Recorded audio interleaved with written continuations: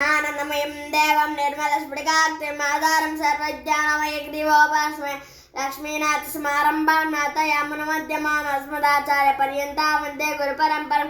हरिर्हरति पापानि दुष्टचित्तैरपि स्मृता अनित्ययापि संस्पृष्टो दहते वै पावकः स गङ्गा स गयसेधो सकाशे सतपुष्करं जिह्वाग्रे वर्तते यस्य हरिरित्यक्षरद्वये वाराणस्यां कुरुक्षेत्रे नैमिषारण्ये एव च यत्कृतं तेन येन उक्तं हरिरित्यक्षरद्वये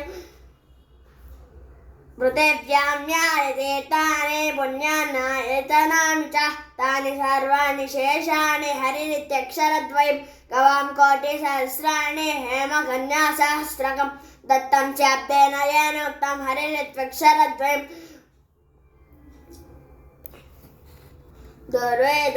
दुर्वेदोदयजुर्वेदः सामवेदो प्रतर्वणः अदेतस्तेन येनोक्तं हरिरित्यक्षरद्वयम् अश्वमेधै महायज्ञै नरमेधै सदैव च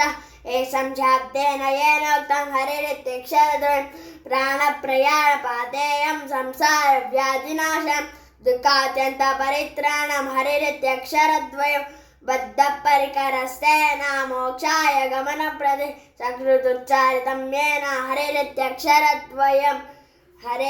हरेशकमिदं पुण्यं प्राक्तरुक्ताय यः पठेत् आयुष्यं बलमारोग्यं यशोरद्दिश्यावहं प्रह्लादेन कृतं स्तोत्रं दुःखसागरशोषं यः पठेत् स नरो याति तद्विष्णो परमं परपदं वसुदेवसुतं देवं कंसचाणूरमर्दनं देवकी परमानन्दं कृष्णं वन्दे जगद्गुरुं अतसे पुष्पसङ्काशं हारणोपुरशोभितं रत्नकङ्कणकेयोरं कृष्णं वन्दे जगद्गुरुं कुटिलालकसंयुक्तं पूर्णचन्द्रनिबाननं विलसत्कुण्डलधरं कृष्णं वन्दे जगद्गुरुं मन्दारगन्धं संयुक्तं चारुहासं चतुर्भुजं बर्हिपिं चापचूडाङ्गं कृष्णं वन्दे जगद्गुरुं उत्पुल्लपद्मपत्राक्षं नीलजेमोदसन्निभं यादवानां शिरोरत्नं कृष्णं वन्दे जगद्गुरुं रुक्मिणीकेलिसंयुक्तं पीताम्बरसुशोभितम् अवाप्ततुलसीगन्धं कृष्णं वन्दे जगद्गुरुं गोपिकानां कुचद्वन्द्वा कुङ्कुमाङ्कितवक्षसं श्रीनिकेतं महेश्वासं कृष्णं वन्दे जगद्गुरुं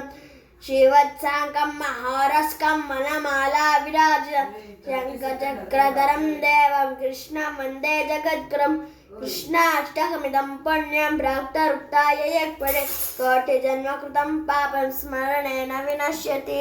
कौसल्या सुप्रजरामपूर्वा सन्ध्या प्रवर्तते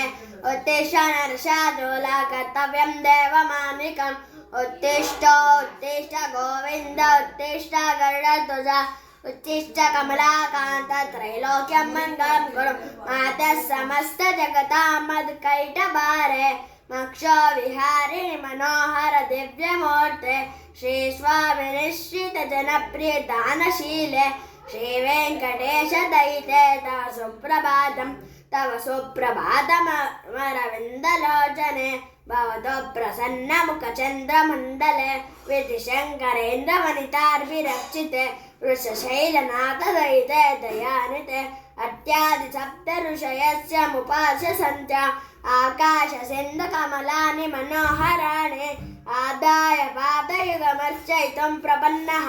शेषाद्रिशेखर विभो तव सुप्रभातं पञ्चाननाब्जभवषण्मुखवासवाक्य त्रैविक्रमादिचरितं विपुतासुवन्ति भाषा पठति वासरशुद्धिमाला शेषाद्रिशेखर विभो तव सुप्रभातं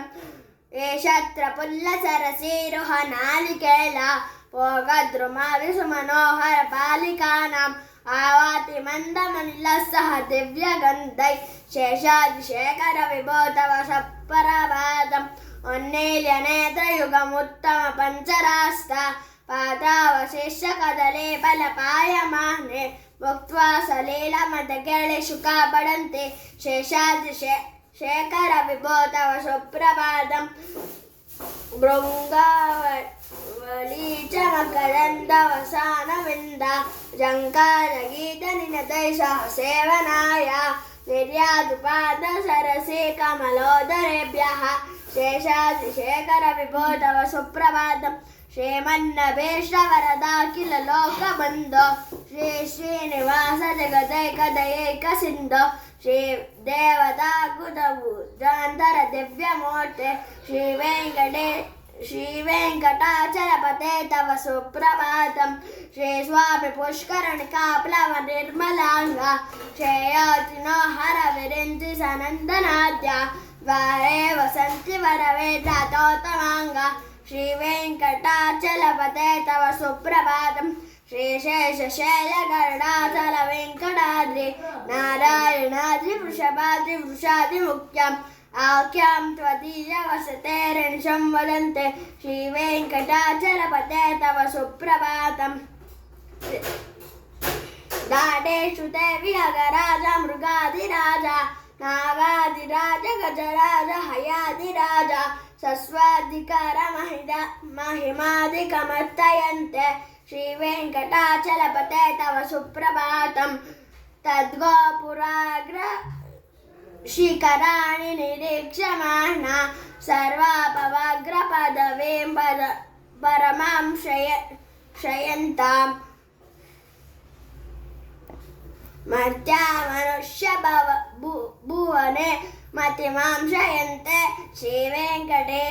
श्रीवेङ्कटाचलपते तव सुप्रभातम् श्रीभूमिनायकदयादिगुणामृतां दे देवादिदेव जगदेक शरण्यमूर्ते श्रीमन्नन्तगरुडादिभिरर्चिताग्रे श्रीवेङ्कटाचलपते तव सुप्रभातम् श्रीपद्मनाभपुरुषोत्तम वासुदेव वैकुण्ठमाधव जनार्दन चक्रपाणे श्रीवत्सचन्न शरणागत पारिजात श्रीवेङ्कटाचलपते तव सुप्रभातम् कमलागुचचोचुककुङ्कुमतो नियतारुणितातुलनीलतनो कमलायतलोचन लोकपते विजयी भव वेङ्कटशैलपते सचतुर्मुख षण्मुख पञ्चमुख प्रमुखा किल दैवत मौलिमने शरणागत वत्सल सारणिते परिपालय मा वृषशैलपते अतिवेलतया तव दुर्विषहै अनुवेलकृतैरपराश्रतहै भरितं त्वरितं वृषशैलपते परया कृपया पयि पाहि हरे अतिवेङ्कटशैलमु कलवेणुरवावश गोपवधो षट्कोपि स्मृता स्मरकोटिसमा प्रतिवल्लविका भीमता सुखदा वसुदेव वसुतान परं कलये अभिराम गुणाकर दाशरथे जगदैकधनुर्धर धीरमते रघुनायक राम रमेश विभो वरदो भव देव दया जलदे అవనేతనయ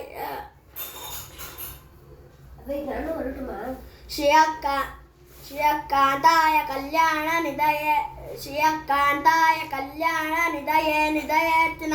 శ్రీవేంకట నివాసాయ శ్రీనివాసాయ మంగళం లక్ష్మీశ విభ్రామలోక శుభ్రో విభ్రమ చక్షుషే చక్షుషే సర్వలోకానాం వెంకటేశాయ మంగళం श्रीवेङ्कटाद्रिशृङ्गाग्र मङ्गलाभरणाङ्गदये मङ्गलानां निवासाय श्रीनिवासाय मङ्गलं सर्वावयव सौन्दर्य सम्पदे सर्वचेतसां सदा सम्मोहनाय स्तो वेङ्कटेशाय मङ्गलं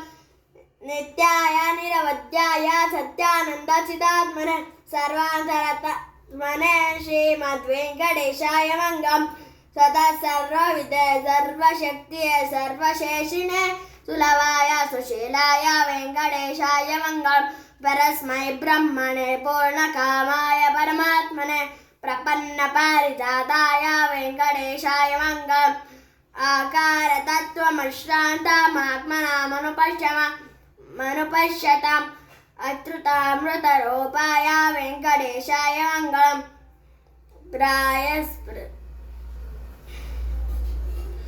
सग्रोशाम्बरहेतीनां सुषमावहमूर्तये सर्वार्थशमनायास्तो वेङ्कटेशाय मङ्गलम् श्रीवैकुण्ठविरक्ताय स्वामिन् पुष्करणीतटे रमया रममानाय वेङ्कटेशाय मङ्गलम्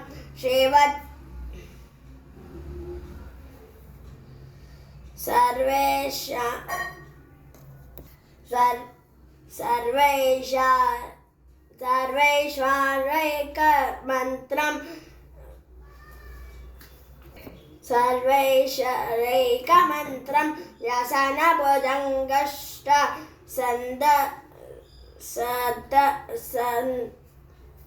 सन्त्राणमन्त्रं जिह्वै श्रीकृष्णमन्त्रं जप जप सन्ततं जन्म साफल्यमन्त्रम्